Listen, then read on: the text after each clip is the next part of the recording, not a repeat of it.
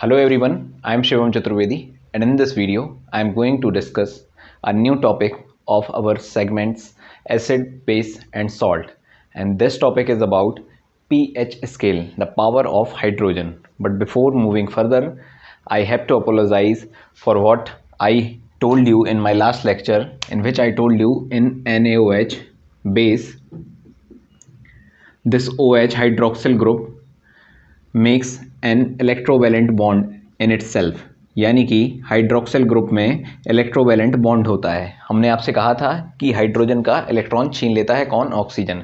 जबकि बात यह है कि O इसके साथ कोवैलेंट बॉन्ड बनाता है, ठीक है। और जो इस O को अभी एक टोटल 2 इलेक्ट्रॉन्स की ज़रूरत थी, जिसमें से एक इसने हाइड्रोजन से ले लिया और दूसरा इलेक्ट्रॉन की ज़रूरत इसको पड़ी तो इसने ये Na से ले लिया, ठीक है। तो H का डुप्लेट कंप्लीट हो गया, यानी कि 2 इलेक्ट्रॉन। O के पास में अभी 7 इलेक्ट्रॉन्स हुए हैं, क्योंकि 6 थे। एक इलेक्ट्रॉन इसके साथ शेयर कर लिया तो हो गए इसके पास कितने? देखिए, ये O है, 1 2 3 4 5 6, एक H आया, इसके साथ में एक इलेक्ट्रॉन इसने ये बनाया। अब इसके पास कितने हो गए? 1 2 3 4 5 6 7, ठीक है। अब एक और इलेक्ट्रॉन है जो कि इसने ये Na से ले लिया और Na पॉजिटिव हो गया, ये इलेक्ट्रॉन इसने दे दिया यहाँ पर, तो इसके हो गए 8। अब चूंकि इसने एक इलेक्ट्रॉन ले लिया इस OH ने, तो ये हो गया नेगेटिव और ये हो गया पॉजिटिव। इसके पास बाहरी आउटर मोस्ट शेल में कितने थे? 2 8 एंड 1, तो ये वाला 1 दे दिया इसने इसको, और ये आपस में हाइड्रोक्सिल ग्रुप है जो वो बनाता है कोवैलेंट बॉन्ड। और सोडियम हाइड्रोक्साइड, तो सोडियम और हाइड्रोक्साइड मिलकर बनाते हैं इलेक्ट्रोवैलेंट बॉन्ड, ठीक है। अब चलते हैं हमारे आज के टॉपिक में, जिसका नाम है पीएच स्केल या पावर ऑफ हाइड्रोजन। इसके आते हैं न्यूमेरिकल्स, कुछ सिंपल से न्यूमेरिकल्स रहते हैं और कुछ डेली लाइफ इंपॉर्टेंस भी है इसका, तो दोनों बातें देखेंगे। तो सबसे पहले हम समझ लेते हैं एक चीज़, वो है कि पीएच की वैल्यू क्या होती है। पीएच की वैल्यू जो होती है माइनस लॉग 10 और ये H प्लस। अब हमको क्वेश्चन में दिया जाएगा कि हाइड्रोनियम आयन के कितने आयंस, हाइड्रोनियम आयंस कितनी मात्रा में है उस गिवन सॉल्यूशन के अंदर, ठीक। तो जब ये हमको दिया जाएगा, यानी कि इसकी वैल्यू दी जाएगी हमें और हमें इसकी वैल्यू निकालनी होगी, तो उसके पहले हम कुछ लॉग के बारे में समझ लेते हैं। यदि हमसे कोई पूछे कि x की पावर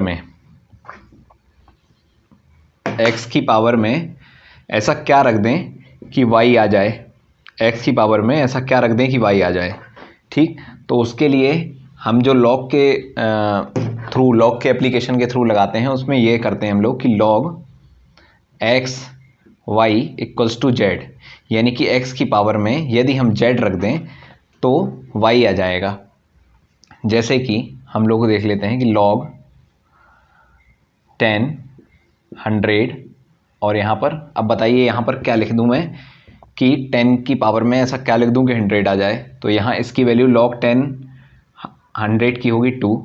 ऐसे ही मैं यदि यहाँ लिख दूँ log 2 की पावर 8, अब यहाँ पर इसका आंसर क्या होगा कि 2 की पावर में ऐसा क्या लिख दें कि log बेस 2 एक्सपोनेंट 8 की वैल्यू, लॉग बेस यानी कि 2 की वैल्यू में 2 की पावर में मैं ऐसा क्या लिख दूं कि 8 उसका आंसर आ जाए। तो लॉग के एप्लीकेशन के थ्रू जब हम जाते हैं तो यहाँ पर हम लिख देंगे 3। शायद आप लोगों को समझ में आ रहा होगा। यदि नहीं आ रहा तो फिर से एक बार समझ लीजिए कि x की पावर में ऐसा क्या रख दें कि y आ जाए। इसको हम xz बराबर y ऐसा लिख सकते हैं, ठीक है। अब यदि इसको हम लॉग के एप्लीकेशन में लेकर आएँ, लॉग के एप्लीकेशन में, क्योंकि हमें लॉग से यहाँ पे समझना है, ये पूरा जो कॉन्सेप्ट है लॉग से आएगा। तो जब ये लॉग से आएगा तो इसको x की पावर z को जब हम y लिख सकते हैं, तो इसको जब हम लॉग के फॉर्म में लेकर आएंगे तो log base x y equals to z लिखना पड़ेगा हमें। ऐसा होता है, ये लॉग की प्रॉपर्टी है, आपको मैथ में पढ़नी पड़ेगी, ठीक। अब उसके बाद ये तो हो गई ये वाली बात कि x की पावर में, log x की पावर में यदि हम क्या टोटल x की पावर में यदि हमने z रखा तो y आ गया। इसको हम log के रूप में जब लिखेंगे तो इसको ऐसा लिखेंगे log base x y equals to z, जैसे कि हमने एग्जाम्पल दिया कि 10 की पावर में ऐसा क्या रखें कि 100 आ जाए। 10 क्या है x, y क्या है 100, तो ऐसा क्या रख दें z की वैल्यू आ जाएगी 2। ऐसे ही 2 की पावर में ऐसा क्या रख दें कि 8 आ जाए, तो उसकी वैल्यू आ जाएगी 3। अब जैसे आप लोगों को दे दिया जाएगा क्वेश्चन में कि in a given solution, in a given 1 liter solution, hydronium ion या H positive ions is in 10 to the power -4 मोल पर लीटर। ऐसा कुछ है, वो ऐसा आएगा क्वेश्चन में कि 10 टू दी पावर -4 मोल प्रति लीटर आपका 1 लीटर सॉल्यूशन में हाइड्रोनियम आयन है। Then calculate the value of pH scale. ठीक है, तो इसको जब हम लोग सॉल्व करेंगे ऐसे ही करेंगे कि pH की जगह लिख दिया हमने pH -log 10 और यहाँ पर क्या है ये 10 टू दी पावर -4। ठीक है, तो एक हमारी log की प्रॉपर्टी ये होती है कि log x y यदि लिखा हो तो इसको हम लोग y log x ऐसा लिख सकते हैं। ये भी हमारी log की प्रॉपर्टी होती है। इसका प्रूफ आपको मैथमेटिक्स में मिलेगा। ठीक है, तो log x की पावर जब y लिखा जाता है तो उसको y को हम या log m n ऐसा कुछ लिखा हो तो इसकी प्रॉपर्टी होती है कि n log m ऐसा लिख दिया जाता है। यदि आप लोगों को इसमें थोड़ी सी भी कन्फ्यूजन हो रही हो तो आप लोग कमेंट करके बता सकते हैं। तो अगले में हम आके ये लॉग की प्रॉपर्टी ही समझा देंगे आपको कि ये लॉग की प्रॉपर्टी आई कैसे। ठीक, तो pH की वैल्यू जब यहाँ पर लिखी हमने तो pH माइनस, अब ये 10 टू दी पावर -4 है तो इसको हम ले आते हैं यहाँ पर -4 इंटू लॉग 10 और यहाँ पर भी 10। ठीक, और एक और प्रॉपर्टी होती है लॉग की कि log 10 base 10 log base 10 log 10 का बेस भी 10 है तो उसकी वैल्यू कितनी आएगी 1। ठीक, तो यहाँ पर ये सेम सा दिख रहा है क्या यहाँ पर, और यहाँ पर जो बात लिखी है वो बराबर सी दिख रही है क्या। तो इसको हम यहाँ पर माइनस माइनस तो हो जाएगा पॉजिटिव, तो 4 इंटू 1 लिख सकते हैं क्या। तो यहाँ पर इस pH की वैल्यू आ जाएगी 4 और ये हो जाएगा हमारा एसिडिक। अब ये एसिडिक क्यों हो जाएगा वो बताते हैं हम आपको, क्योंकि इसमें H पॉजिटिव आयंस हैं। ठीक है, H पॉजिटिव आयंस कौन देता है आर्हेनियस थ्योरी के हिसाब से, जो चीज़ एसिड होती है। अब H पॉजिटिव हैं इसलिए एसिडिक है। अब सबसे ज़्यादा H पॉजिटिव कितने हो सकते हैं सोचिए। सबसे ज़्यादा 1 लीटर में यदि कोई कह दे कि 1 लीटर में 1 मोल हो जाएंगे, कितने सबसे ज़्यादा। अब 1 लीटर में 1 मोल से ज़्यादा तो होगा नहीं। आपसे कोई कह दे यदि कि H पॉजिटिव आयन, यदि इफ़ H पॉजिटिव आयंस की वैल्यू कितनी है 1 मोल पर लीटर। ठीक है, इतनी है, तो अब इसका pH स्केल निकालो। तो 1 को क्या हम 10 टू दी पावर 0 लिख सकते हैं क्या। 10 टू दी पावर 0 की वैल्यू तो 1 ही होती है। तो इसको जब हम pH में निकालेंगे तो इसकी वैल्यू आ जाएगी -log 10 टू दी पावर 0।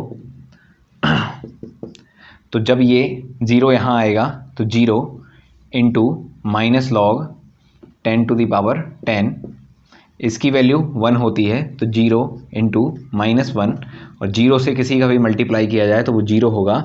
और ये होगा यदि H हाइड्रोनियम आयंस की वैल्यू 1 मोल प्रति लीटर है तो वो सॉल्यूशन मोस्ट एसिडिक होगा। इससे ज़्यादा एसिडिक नहीं हो सकता है कोई सॉल्यूशन।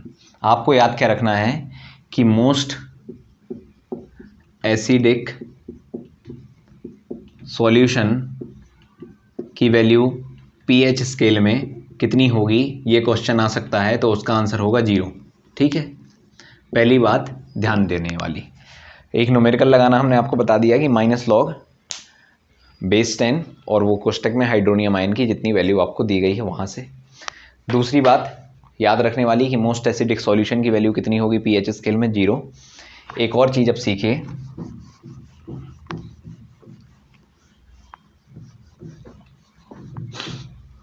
यदि हमने पानी को, ये हमारा पानी है HOH या H2O, ठीक है, यदि इसको हमने गर्म कर दिया कितने पे, मान लेते हैं 25 डिग्री सेल्सियस या 298 केल्विन में गर्म कर दिया, ठीक। तो जब हमने इसको गर्म कर दिया तो हमने पाया फिर उसके बाद में नॉर्मली कि जो H पॉजिटिव आयन निकल रहे हैं, यानी कि हाइड्रोनियम आयन जो निकल रहे हैं, और कौन सा आयन निकल रहा है, एक हाइड्रोक्सिल आयन निकल रहा है, दोनों बराबर बराबर क्वांटिटी में निकल रहे हैं, और उनकी क्वांटिटी कितनी है, 10⁻⁻7 मोल प्रति लीटर, ठीक है। तो जब ये इतने निकल रहे हैं तो इसकी पीएच वैल्यू क्या होगी, चूँकि हमें पता है कि वाटर ना तो एसिडिक होता है और ना ही बेसिक होता है, न्यूट्रल होता है, तो न्यूट्रल पीएच की मान यदि निकालना है तो हम पानी के थ्रू निकाल सकते हैं। तो देखिए यहाँ से ऐसा होगा कि -log बेस 10 और हाइड्रोनियम आयन की वैल्यू कितनी है, -7। अब ये -7 आ जाएगा इस तरफ, तो माइनस इंटू -7 log 10 बेस 10, ठीक है। इसकी वैल्यू 1 है, तो ये माइनस माइनस हो गया प्लस, तो 7 × 1 = 7, ठीक है। तो हमें दूसरी बात क्या पता चल गई कि न्यूट्रल या पानी का H2O का pH वैल्यू कितनी होती है, 7। अब तीसरी बात, एक और चीज़ पता लगा लेना है हमें कि मोस्ट बेसिक सॉल्यूशन की वैल्यू कितनी होगी। उसके लिए पहली बात तो यदि हम नापना चाहें तो OH स्केल अलग से आता है, लेकिन उसके क्वेश्चंस नहीं आते हैं। यदि आपसे pH स्केल की वैल्यू ही दी गई हो तो हम कैसे निकाल सकते हैं कि मोस्ट बेसिक सॉल्यूशन का pH कितना होगा। मोस्ट बेसिक सॉल्यूशन का pH होगा कि जैसे मैं मोस्ट एसिडिक पता है, यानी कि दो एक्सट्रीम पता हो, तो उनको यदि एवरेज निकालें तो जो न्यूट्रल होगा वो आ जाएगा एवरेज उसका। यदि ये हो गया मान लीजिए एसिड, ये हो गया most basic, most acidic Ma और मोस्ट बेसिक Mb, ठीक है। न्यूट्रल पानी है, पानी की वैल्यू हमें पता है कितनी है, 7 है। इसकी वैल्यू हमें पता है कितनी है, 0 है। तो इसको और इसको मान लेते हैं x, तो x + 0 को जोड़ के यदि हम 2 से उसका भाग दें तो क्या 7 आ जाएगा, जी हाँ आ जाएगा, क्योंकि ये बीच की वैल्यू है, ना तो इसमें एसिडिक गुण है ना ही इसमें बेसिक गुण है। तो देखिए यदि हम 0 + x/2 करते हैं और आता है 7, तो x की वैल्यू आ जाएगी 7 × 2 = 14, और मोस्ट बेसिक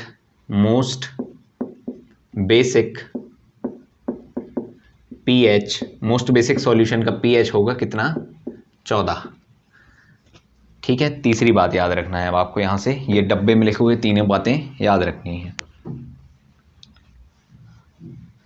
इसके बाद एक चीज़ अब आप एप्लीकेशन वाइज है वो देख लीजिए कि यदि H पॉजिटिव आयंस बढ़ रहे हैं, H पॉजिटिव आयंस की संख्या बढ़ रही है, तो क्या वो सॉल्यूशन एसिडिक होगा या बेसिक होगा।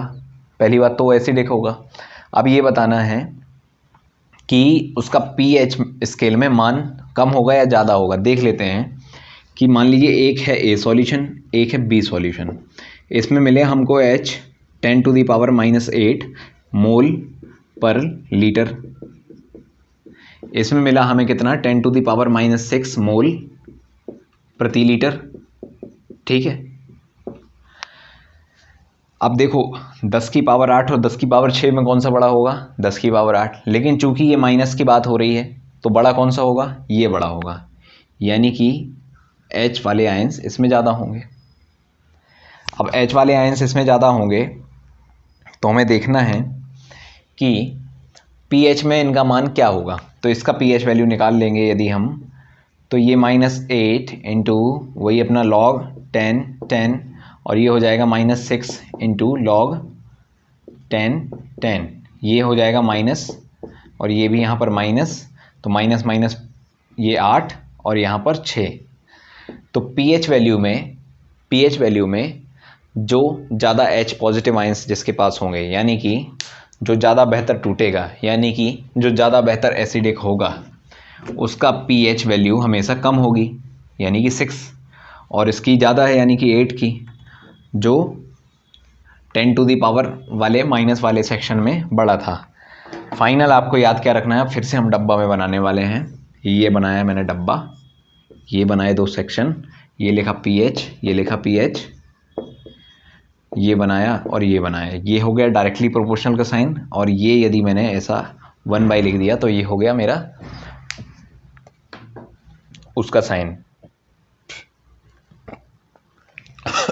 इनवर्सली प्रोपोर्शनल का साइन। तो pH वैल्यू किसके वो होती है, डायरेक्टली प्रोपोर्शनल, आपको बताना है।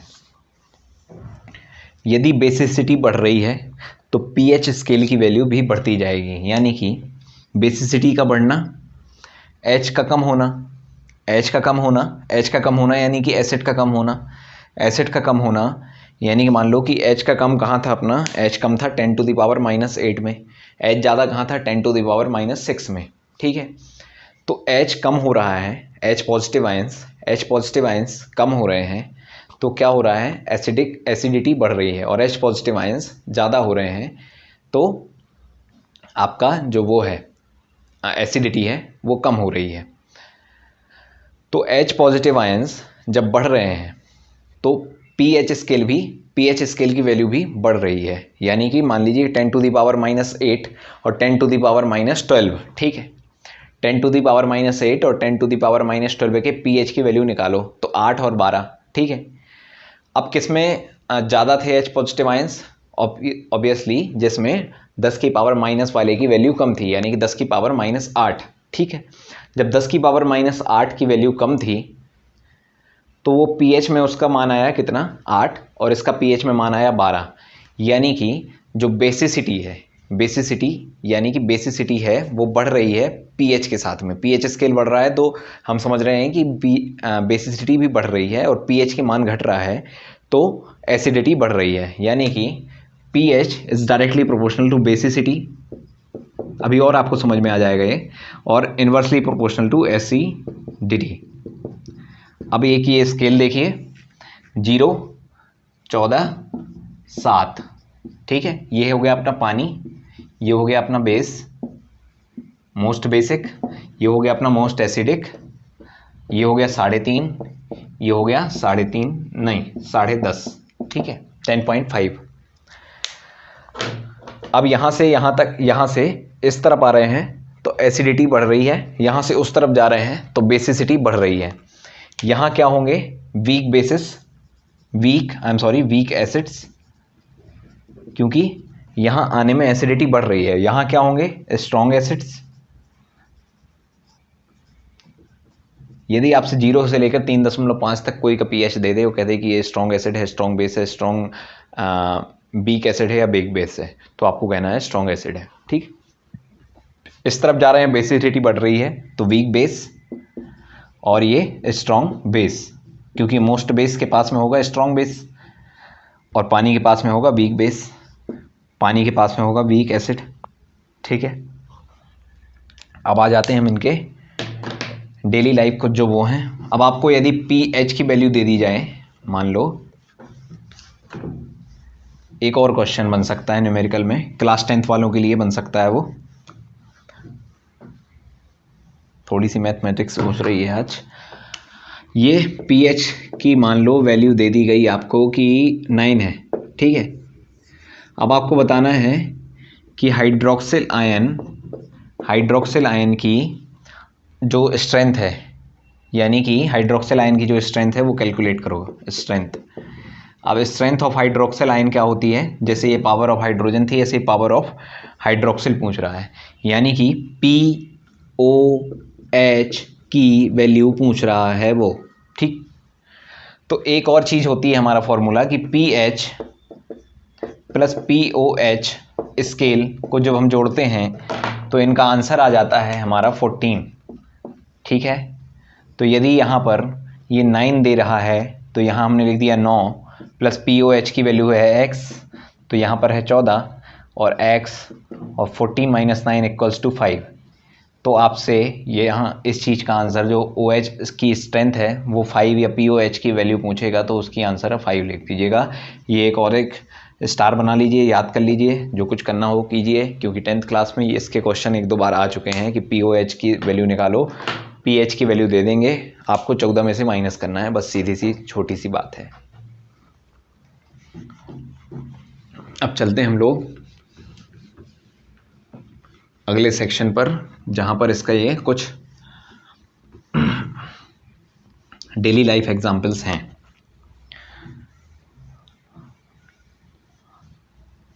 कुछ फैक्चुअल बातें भी हैं। सबसे पहले तो जो हमारा ब्लड है, ब्लड का आपसे pH पूछा जा सकता है।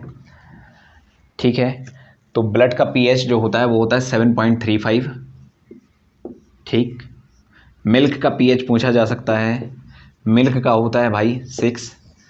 अब इन दोनों को हम ऐसा क्यों लिख रहे हैं, हम तो काफ़ी एसिडिक खाना भी होता रहता है, कभी कभी बेस भी खा लेते हैं थोड़ी थोड़ी सा, ऐसा नहीं कि डायरेक्ट H2SO4 पी लिया। विनेगर तो खाते पीते रहते हैं ना, तो इसमें कायदे से ये ब्लड की भी pH बढ़ जाना चाहिए यदि एसिडिक चीज़ें डाल रहे हैं तो, या फिर बेसिक चीज़ें डाल रहे हैं तो उसमें भी बढ़ जाना चाहिए, लेकिन नहीं बढ़ता है। कारण होगा कुछ, कारण ये है कि ये दोनों हैं हमारे बफर सॉल्यूशन। मिल्क के बारे में तो खैर नहीं पूछेगा, लेकिन ब्लड को आपके सामने कभी क्वेश्चन आ सकता है कि ब्लड इनमें से क्या है, तो उसमें यदि ऑप्शन हो बफर सॉल्यूशन तो आपको टिक करना है। और ये बफर सॉल्यूशन क्या होता है, बफर सॉल्यूशन होता है कि एक ऐसा solution, a solution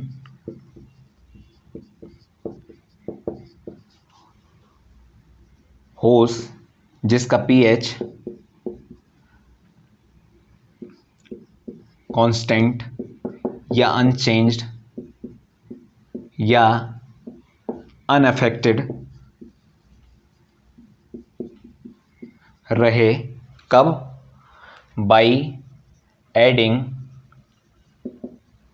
small amount of acid और बेस।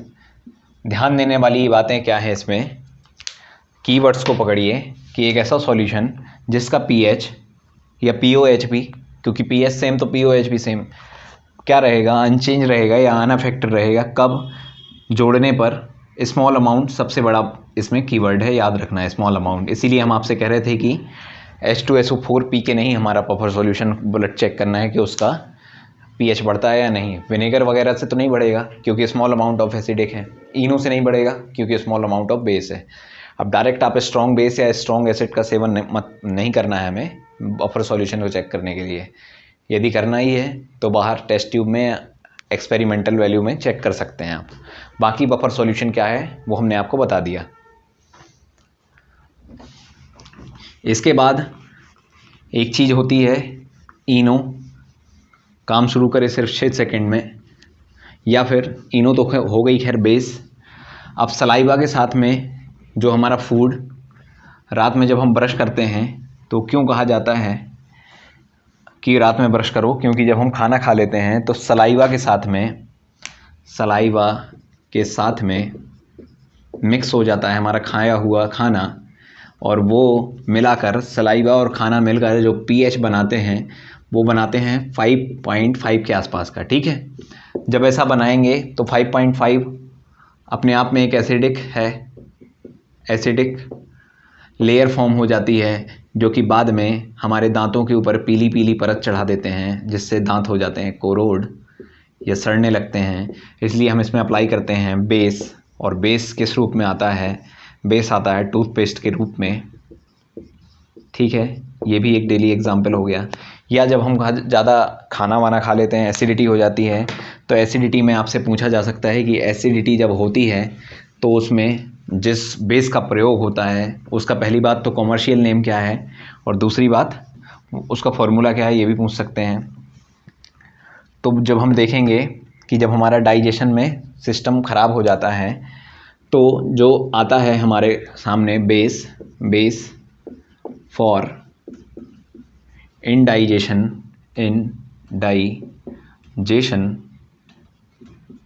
के लिए, यानी ये अपच के लिए इस्तेमाल होने वाला बेस को हम कहते हैं मिल्क ऑफ मैग्नीशिया या फिर मैग्नीशियम हाइड्रोक्साइड। ये वाला क्वेश्चन भी कई बार आ चुका है कि इंडाइजेशन के लिए बेस कौन सा इस्तेमाल करते हैं। तो यहाँ पर भी 5.5 या 5 के आसपास हो जाता है इंडाइजेशन में पीएच, इसको संभालने के लिए ये आता है और फिर वहाँ जाकर नीचे न्यूट्रलाइजेशन कर देता है। तो ये तो हो गया हमारा पीएच से संबंधित। एसिड रेन, एक और चीज़ पूछी जा सकती है कि एसिड रेन का पीएच कितना होता है। एसिड रेन का जो पीएच होता है वो होता है 5.6। तो ये तो हो गया हमारा पीएच से संबंधित लेक्चर, ठीक है। अब इससे जो संबंधित और आपके सवाल उठ रहे होंगे जो कि आपकी बुक में भी हैं, क्लास 10th वाले बच्चों के लिए मैं बोल रहा हूँ, तो वो हम एक अलग से सेशन रखेंगे जिसमें हम केवल पीएच के नहीं बल्कि पूरी किताब में इन टेक्स्ट एक्टिविटीज़ और बाद में जो आपकी एक्सरसाइज दी गई हैं उसमें जितने भी क्वेश्चंस हैं उनको मैं यहाँ पर बोर्ड में आपके सामने सॉल्व कराऊंगा, मुंह से बोलूँगा, समझाऊंगा भी, सब कुछ करूँगा उनका। तो भी आपको यदि ये लॉग समझने में समस्या आई हो तो आप कमेंट करके बताइएगा।